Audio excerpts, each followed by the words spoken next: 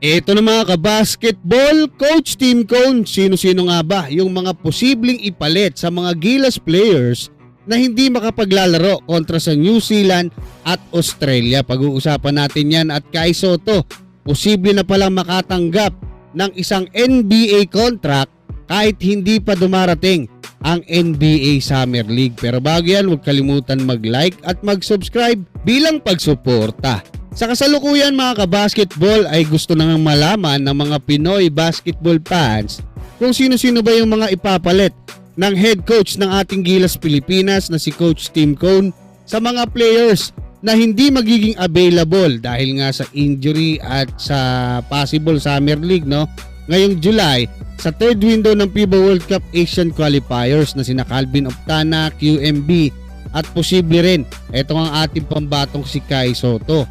Kakailanganin ng ating Gilas Pilipinas na magdagdag ng malalaking players at mga shooters para masabayan natin ang laki at opensa ng New Zealand at Australia sa kanilang home court pagaganapin yung magiging bakbakan mga kabasketball.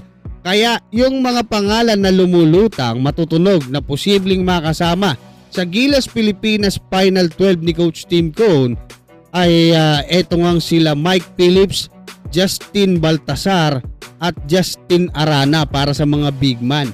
Pagdating naman sa mga shooters mga kabasketball, lumulutang eto nga si Jordan Heading at RJ Abarrientos dahil nga sa pagkawala ni Calvin Optana. At posible din namang matawagan sina Francis Lopez at Renz Abando kung sakaling pararamihin ni Coach Tim Cone ang Gilas Pilipinas Foot. Patungkol naman sa ating pambatong si Kai Sotto mga kabasketball, bagaman marami sa mga Pinoy basketball fans ang nalulungkot dahil nga sa posibleng pagkawala ng ating pambatong si Kai Sotto sa Gilas Pilipinas kontra sa New Zealand at Australia ngayong July, ay marami din yung masayang nag-aabang kung ano nga ba ang magiging kapalaran ni Kai Sotto para sa kanyang NBA dream ngayong taon.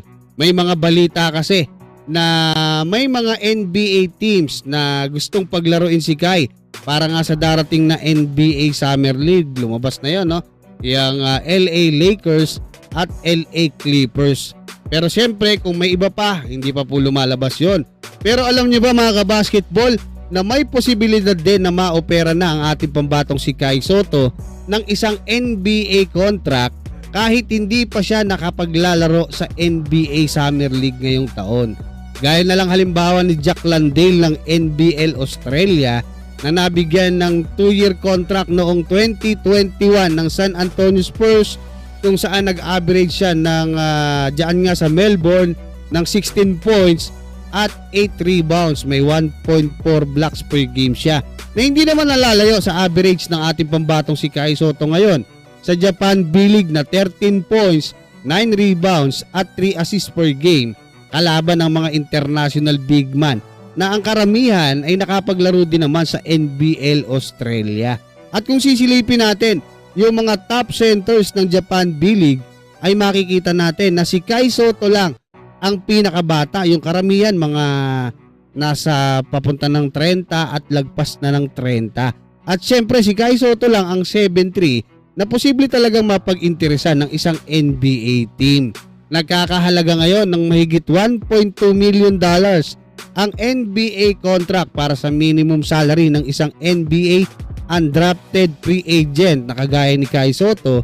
At pwede din namang maopera ng ating pambatong si Kai Sotto ng isang 2-way contract na nagkakahalaga lamang ng mahigit $600,000 kung saan makakapaglaro si Kai sa NBA at sa NBA G League. Pero mga kabasketball, ang alam ko lang po talaga ay merong very interested dito nga sa ating pambatong si Kai Sotto. Kaya mga kabasketball, anong masasabi nyo?